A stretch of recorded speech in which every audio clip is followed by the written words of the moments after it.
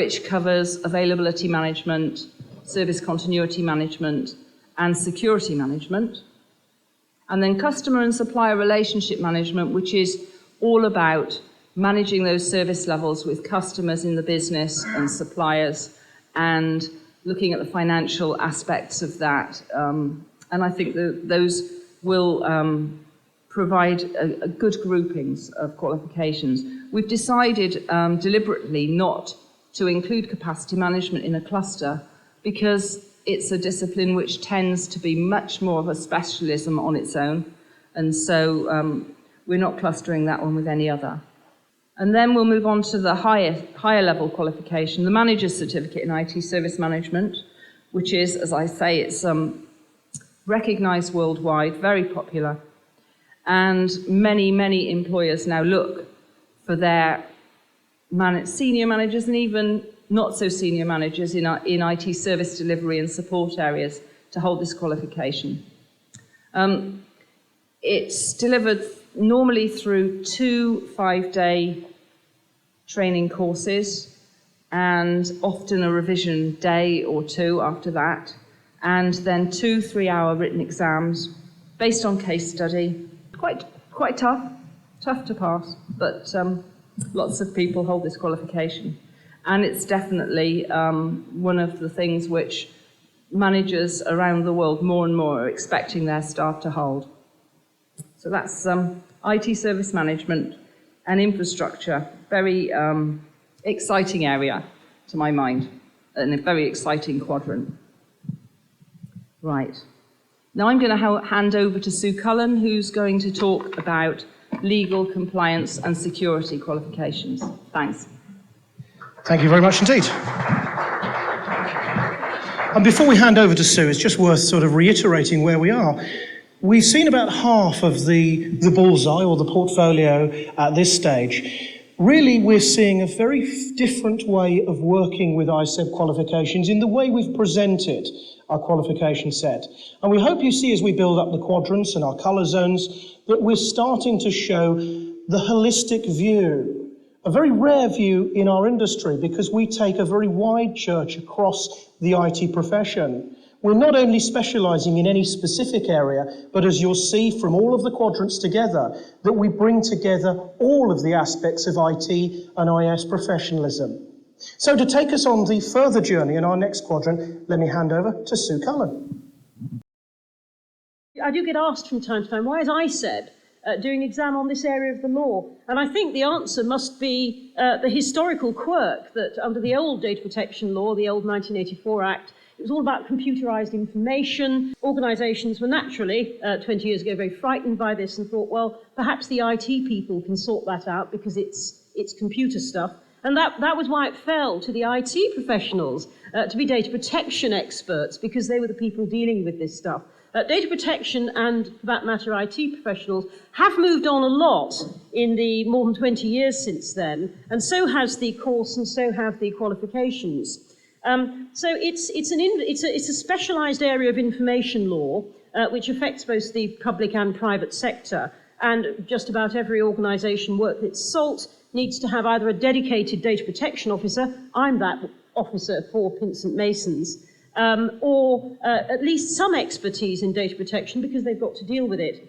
And so I suppose it was natural that when freedom of information came along in the year 2000, those same organisations were going to be, particularly obviously on the receiving end in the public sector, were going to be interested in having a qualification that related to that.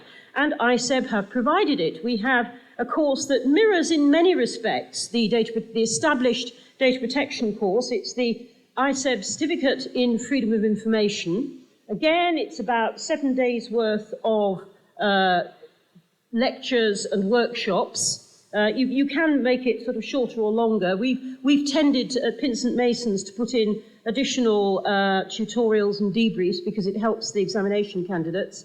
Again, it's a 3-hour written exam, closed book. My colleague, Dr. Chris Pounder, always said, well, if you were allowed to take the statute into the exam, ISEB would just make the paper that much harder.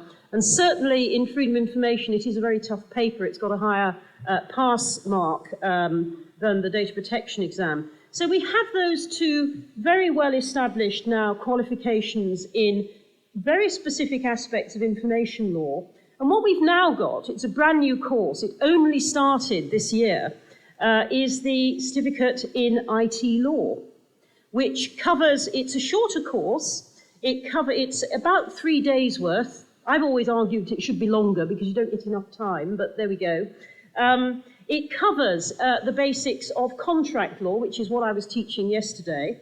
There's an enormous appetite for that among the IT professionals who come to this course, who have to deal with application software, maintenance agreements, software license agreements, you name it. I mean, there's contract there. There's intellectual property there. One chunk of the course, about a good half day's worth, is intellectual property rights. And frankly, although you might not come across patents very often, you certainly come across copyright issues and database rights.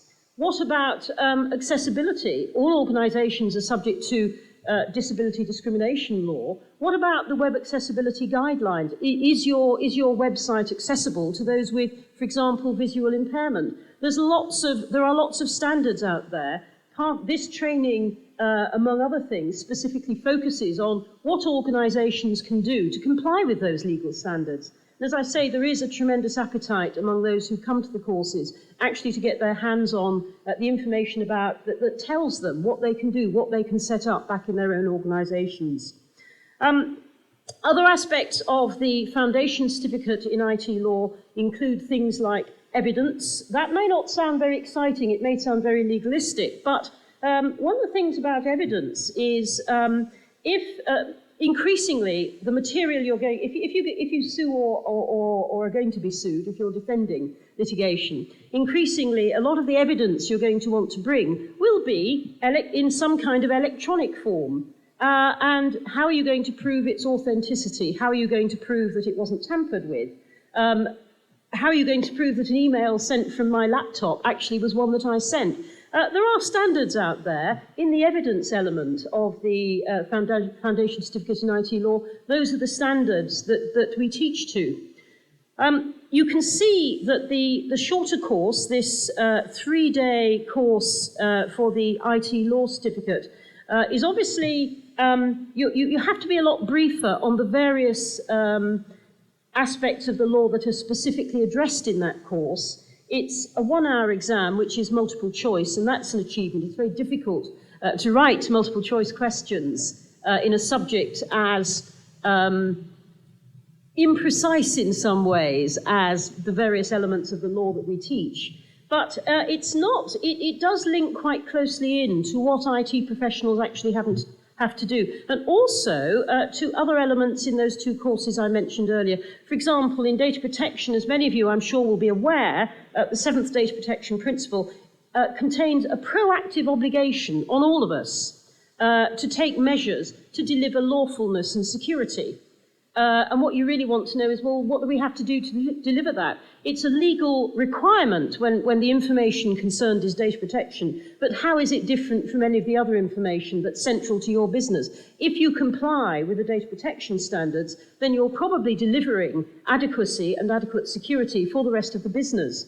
Similarly, and this is obviously primarily for the public sector, although for our FOI courses, we have private sector bodies, not just those that are thinking they might be designated because their business is supplying services to public sector bodies, and so they might become public authorities to that extent themselves. But one of the requirements of freedom of information, although it's only in the code of practice, is good records management. And records management requires standards of management of electronic and non-electronic information. Again, who are the professionals in the organisations, in the public sector bodies, who are going to be stuck with having to do something to comply with this? They're going to be the same people. So just to conclude on the legal aspects, on the law qualifications that we have, they may look more specialised than they are. Certainly what we've found as training providers is that for the IT professionals and sometimes the information professionals, particularly in the public sector, who come along to the courses, there is an enormous appetite for more information, more training, more practical application on all these topics. And I have to say, it is very professionally rewarding and exciting as a training provider to be able to deliver this direct to the sharp end. And we look forward to continuing to do so. So that's all I've got to say on the law elements. I'm going to hand back now.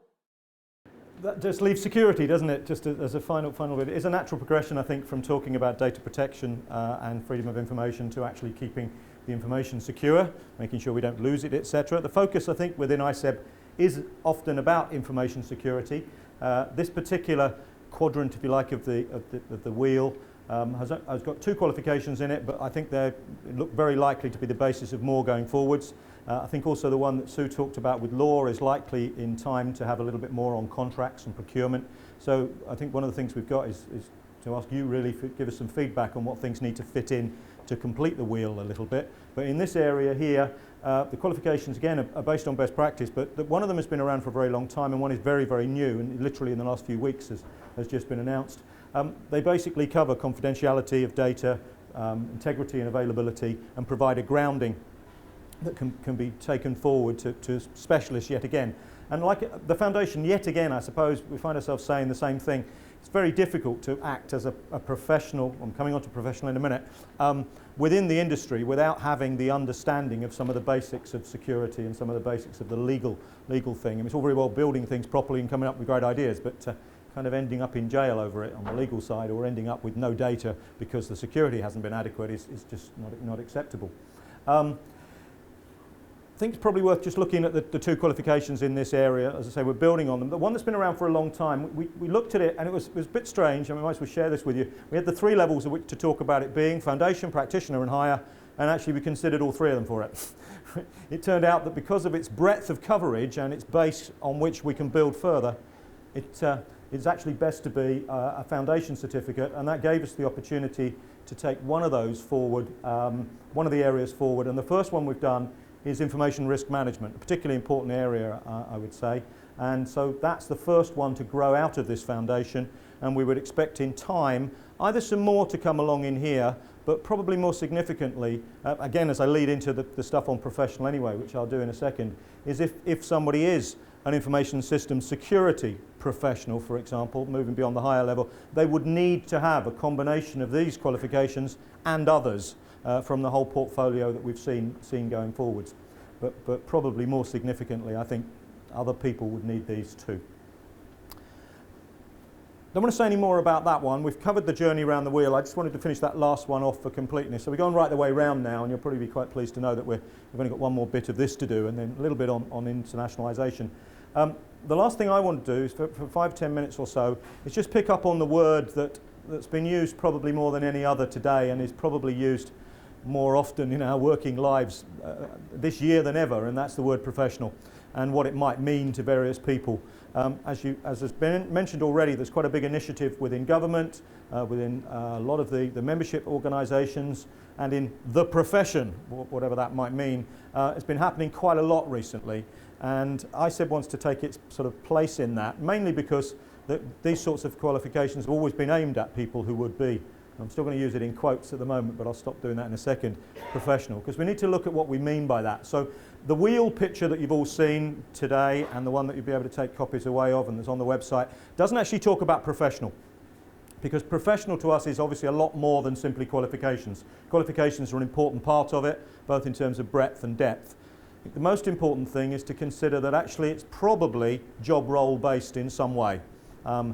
Someone could be a professional business analyst, somebody could be a professional service manager, and it is more than simply having the qualifications. So we decided to come at this one not from the building blocks that you've seen so far, although they will be used as building blocks, but it's much more to say, to link into what we'll talk about at the end today, which is Sophia, to look at the skills framework, look at the competencies necessary for a specific role, build up a job description using the techniques in Sophia, and then cross-reference those to the qualifications and experience and various other things you need to be a professional. So this makes sense, I think, to drive from a job role.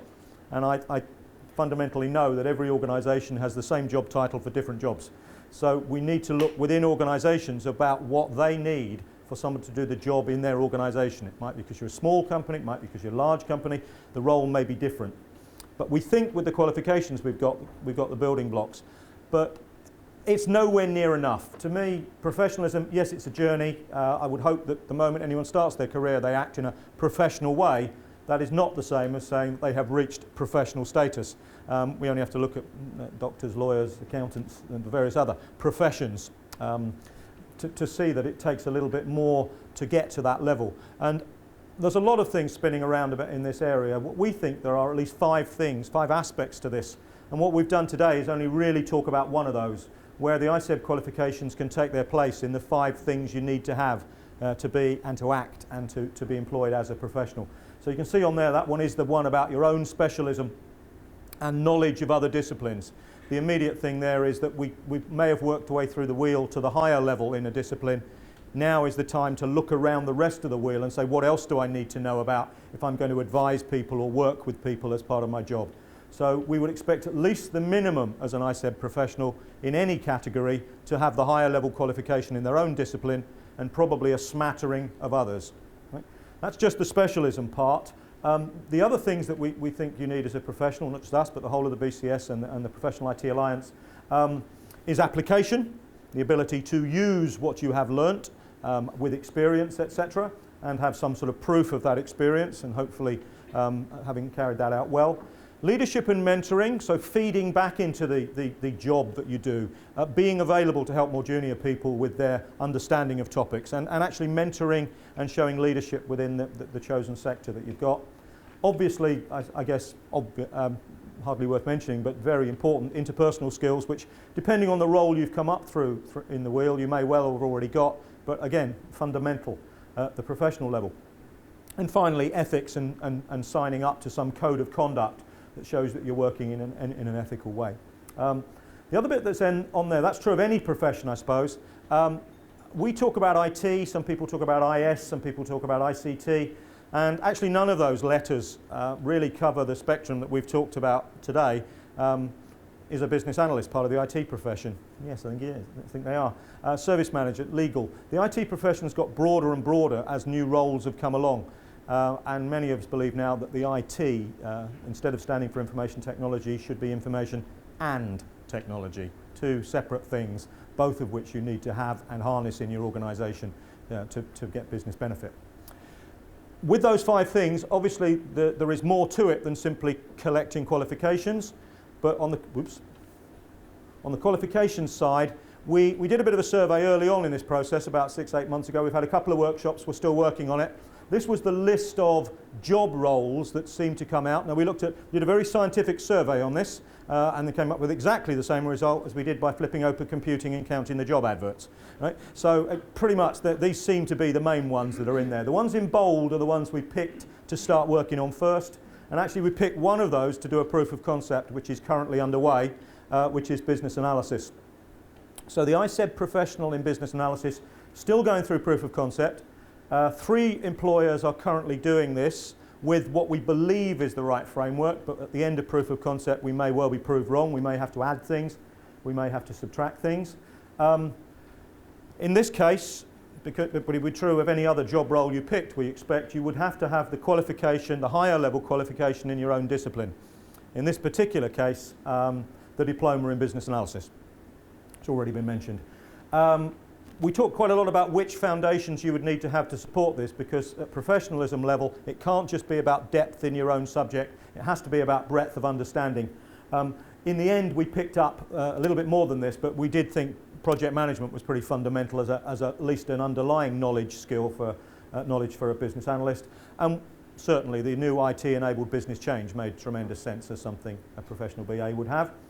Membership of a professional body, for example the BCS, would cover a lot of things in one go. It would certainly cover the signing up to a code of ethics. It would certainly cover the having sufficient experience. And it would certainly cover the ongoing mentoring and leadership, because those things are already in place. But it could be any other professional body that can offer that sort of thing. Obviously experience as well as qualifications, but you would expect by the time you got to the higher level to have that anyway. And as I said, the ethics and code and practice and interpersonal skills. I think it's also a step towards chartered IT professional, but not quite there.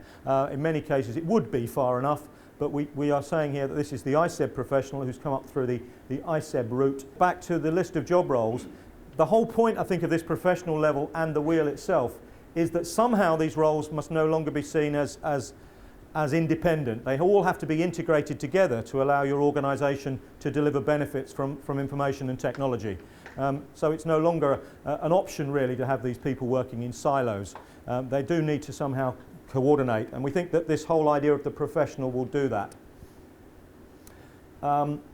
Finally on there, just a few sort of last minute bits on the benefits of ISEB overall, both from the foundation right the way up to the professional.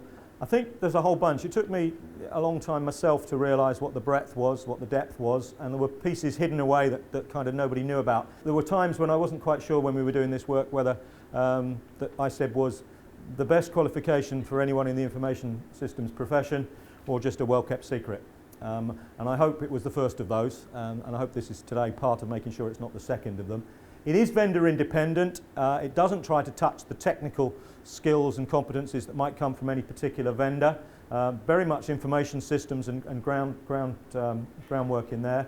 It is very vocational, as opposed to academic in its assessments and in its training that relates to it, and the qualifications themselves and their assessment. Depth and breadth I've mentioned a few times. It really, that whole coverage that's there now, I think is second to none. Wide range of coverage. Where possible based on best practice, and when there isn't best practice, we've had to build some. And we built the odd body of knowledge, and a few books have come out as a result of the work that's been done during this journey. The most important things, I think, are those last ones there, though. I think the important thing with any range of qualifications is to support career development from the moment you start till the very end of your career. And I think we've probably not had that clear path before. I hope that clear path is there, and we're still working on getting it clearer with the new work on professional. And again, the wheel, just to finish with that wheel, it does support an almost infinite number of roles, because every time a new job role comes along, I think we'll look at what the skills are needed, and we'll then cross-reference those back to the existing qualifications at the various levels, and where applicable, add new qualifications in as the world moves. And it supports a series of life cycles and can be used within your own organisation, however you want it to be. My final sentence, I suppose, is to let's make information and technology into a profession instead of just a job, and this is ISEB's contribution towards hoping to make that happen. So thank you for that. Thank you.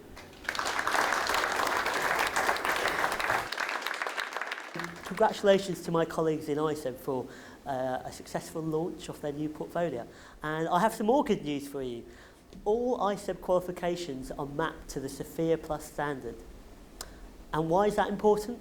Well, this means greater exposure to both individuals and to organisations of these qualifications. Now, I'm going to need your help for the next bit, partly to see if you're awake still. So I'm going to require you to show your hands.